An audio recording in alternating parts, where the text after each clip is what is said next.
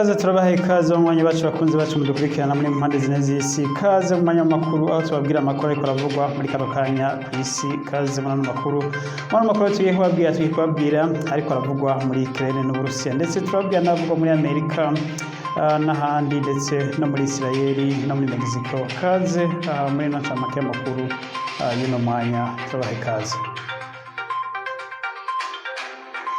Nkuko twe tubabwiye rero, amakuru yacu muri kano kanya tugiye kuyahera mu ntambara iri kwiraba hagati y'Uburusiya na Ukraine, aho iyi ntambara igiye kumara amezi 3 yose ibaye. Muco Uburusiya bwise special operation bwatanguje igihugu ca Ukraine, mu gihe igihugu c'Uburusiya cyariko kiravuga ko umutekano wacu warugeramiwe kubera Ukraine ariko irashaka kwinjira mu muryango wa NATO, ndetse Uburusiya bwabwagiriza Ukraine ko ariko irazana ibigwanisho byagomba kubangamira umutekano w'igihugu c'Uburusiya. Uburusiya buhitamwo gutanguza ico bise special operation ku gihugu ca Ukraine. Akaba iyo ntambara rero igihugu ca Ukraine n'Uburusiya kirimo gushika ubu. Tubaha ikaze rero, twongera twibutsa kugira sabone, kugira subscribe kubakoresha ururimi rw'icongereza. Kaze muri ano makuru.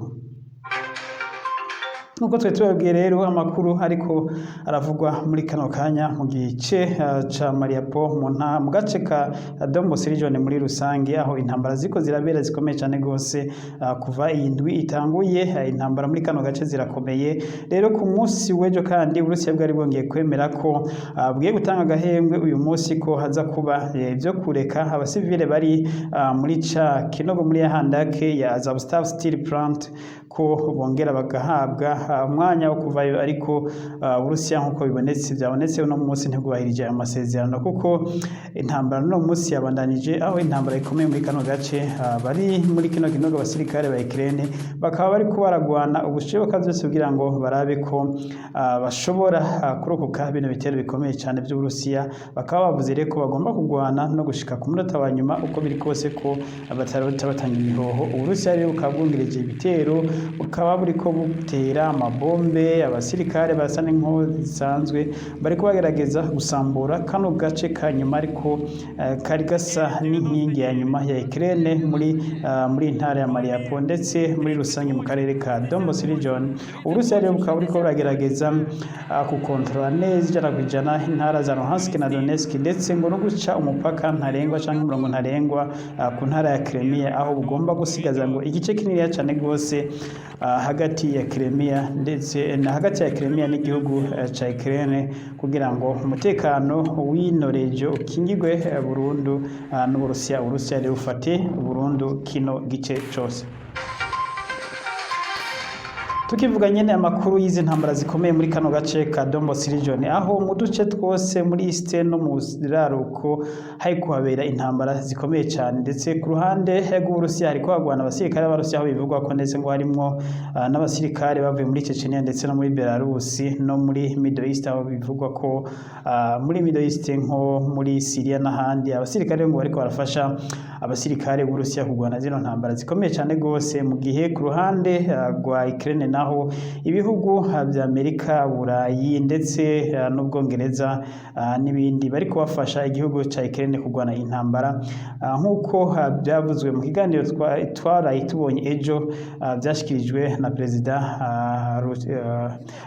wa Belarus Lukashenko. Yavuze ko igihugu c'Uburusiya kiriko biragwana nibura n'ibihugu bishika 50, ndetse ngo ibihugu rero ubu ntabwo bigitanga ibigwanisho gusa, ngo barafise amakuru yo kwizerwa ko bino bihugu biza vyararungitse abasirikare muri Ukraine. Aho avuga ati rero Uburusiya bwaramenyesheje ko kugiguza ariko ico cyo cyose, nubwo Uburayi buriko burungika abasirikare na Amerika burungika abasirikare, ko kugiguza ico cyose Uburusiya budashobora gutakaza iyi ntambara. Avuze ngo Perezida Vladimir Putin n'umugenzi wanje kandi turavugana kenshi, ngo ndetse ngo ni nka mutoya wanje, ngo yarandahiye arambwira ko adashobora kwemera gutakaza iyi ntambara kwiguza ico cyose. Bamubajije ko Uburusiya buteganya gukoresha ibigwanisho vya nucleaire, yavuze ati navyo Uburusiya buravuga ko navyo Perezida Vladimir Putin arambwira ko agomba gukoresha ibigwanisho vya nucleaire muri kano gace, ngana cyane ko natwe twemera, kuko ayo dusanzwe tuba ngo tutaba mu kirere canke tube mu mazi, ngo kuko ibigwanisho vya nucleaire bikoze muri kano gace ngo natwe nivyo dusigaza. Ngo rero ariko mwico ntobabwira coco isi idashobora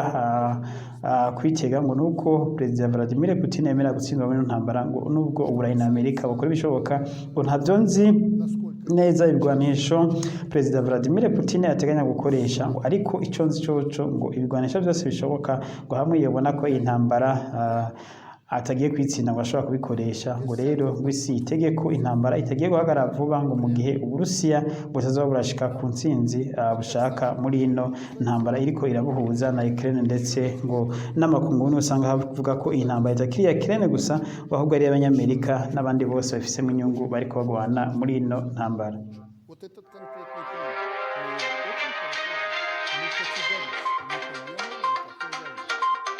Tukivuga nyene amakuru y'intambara zikomeye cyane muri kano karere ka Donbas region, Uburusiya ku munsi w'ejo bwarasenyaguye ibikorwa remezo canke ibintu byose byofasha igihugu ca Ukraine gushika muri kano gace. No kuvuga ngo ku munsi w'ejo baraturiye, barasambuye amabarabara y'amareri y'amatrene ndetse basambura ibiraro, basambura ibibuga vy'indege byoba biri hafi ya kano gace, ndetse ikintu cose Ukraine ishobora gukoresha kugira ngo ishike muri kano gace. Ku munsi w'ejo Uburusiya bwarabisambuye, ndetse muri video bashitse habona barerekanye amamisire bakoresheje mu gusambura bino bikorwa remezo bya Ukraine, aho basambuye amabarabara, ibiraro, amabarabara y'indarayi, amabarabara asanzwe, ndetse hirya no hino mu gihugu cya Ukraine ku munsi w'ejo harasambuye bikomeye cyane rwose, ku buryo rero gushika muri kano karere ka Donbas region ngo bigoye cyane rwose, ndetse no ku gisirikare cya Ukraine bitagiye koroha kugira ngo baze bahongera bashika muri kano gace, na cyane cyane ko ikiyaga canke ikivuko ca Mariupol Uburusiya ubu busanzwe bugenzura 100%, kaba hari abasirikare benshi cyane rwose b'Uburusiya muri kino kiyaga. Kino kiyaga rero, kino kivuko cyo muri Mariupol cari gisanzwe cegere nyene, ariko harabera imigwano ikomeye muri ka gace karimo yahandake Azovstal Steel Plant, ariho hakomeye rero zino ngwano. Uburusiya bukaba bwaharunze abasirikare benshi, ndetse bukaba buhacungire ku buryo bukomeye cyane rwose, aho intambara zakomeye abasirikare bariyo nabo ba Ukraine bakaba barase gushira ibigwanisho hasi, bavuga ati Uburusiya buzofuma bamara bose ariko nta gushira ibigwanisho hasi. N'ubu rero intambara zirakomeye cyane muri kano gace.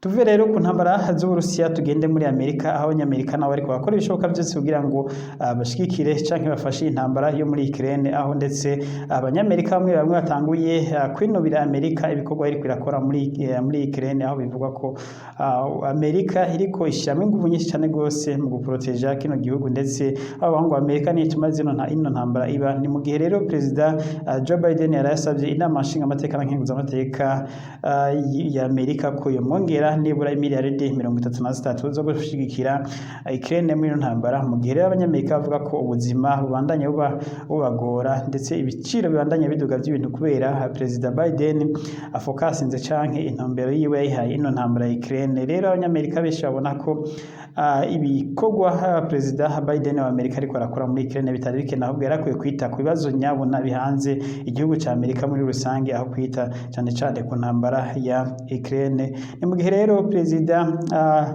wa Ukraine Perezida Zelensky haguma abandanya basaba ko ahubwo bokongereza n'ibyo bariko barakora bakarenzaho.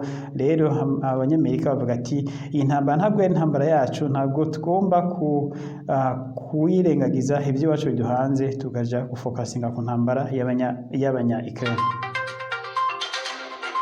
Tubivuga nyene ibya Amerika, umugambwe rero uri ku butegetsi, umugambwe w'abademokrate uri ku butegetsi, biboneka ko uri kuratakaza amajwi cyane gose mu matora ya sondage yerekana ko amajwi Perezida wa Amerika Joe Biden yagiye ku butegetsi afise ubu yamaze gukoroka cyane.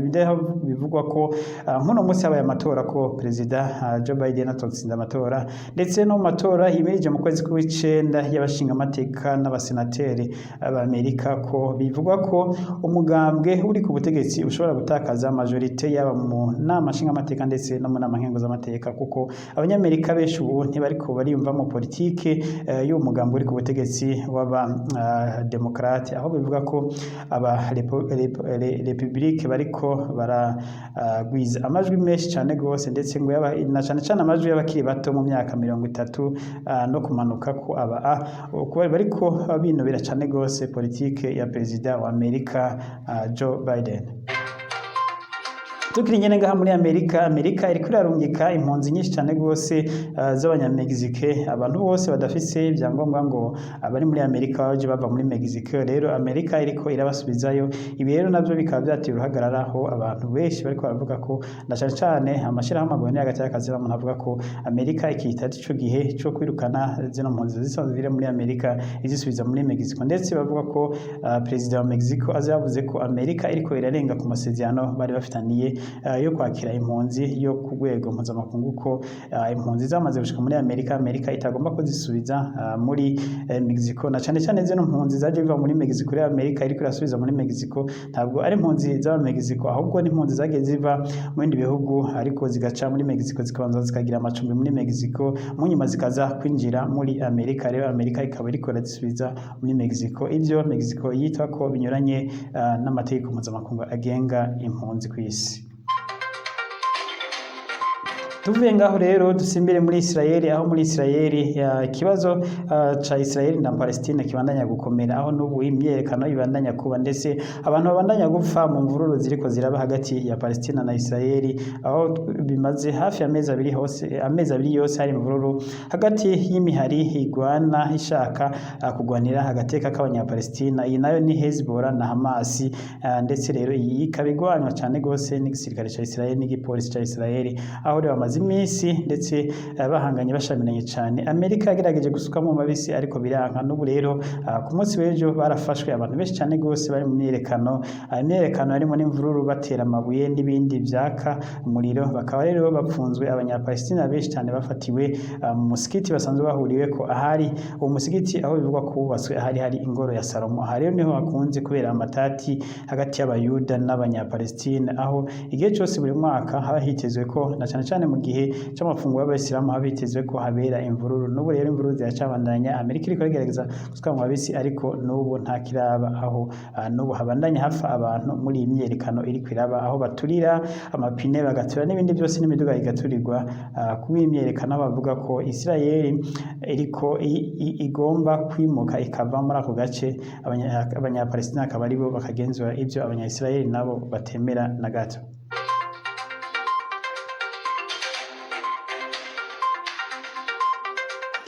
Tugaruke rero kandi mu makuru yo muri Ukraine, aho ngo perezida wa Ukraine abantu benshi bariko bavuga mu binyamakuru, hari ibinyamakuru byinshi biriko baravuga ko perezida wa Ukraine yoba ariko arahendwa n'amakungu, ngo ariko arahendwa n'Uburayi ndetse na Amerika, ngo igihugu ciwe nico gibandaniza kwahombera, aho ngo bino bigwanisho rero bariko baramuha bamubwira ko bino bigwanisho bizotuma atsinda intambara hagati yiwe n'Uburusiya, ngo bino bigwanisho rero ngo ntibizotuma atsinda intambara, ngo ahubwo benshi babona ko yogenda mu biganiro akumvikana n'Uburusiya, kuko niba Uburusiya bwaramaramaje ko butezomera gutsindwa iyi ntambara, ngo perezida Zelensky ariko arata igihugu ciwe mu kaga n'abanyagihugu biwe, ngo kuko abanyagihugu benshi mu gihe intambara yokomera bazohapfira, ndetse n'abasirikare benshi bapfire muri no ntambara, ngo kandi ubuzotakaza n'ubundi ni Zelensky. Ngo rero bahanura ko ibyiza Zelensky yarakwiye kureka kuja ku gitutu c'abanyamerika n'abanyaburayi, akaja mu biganiro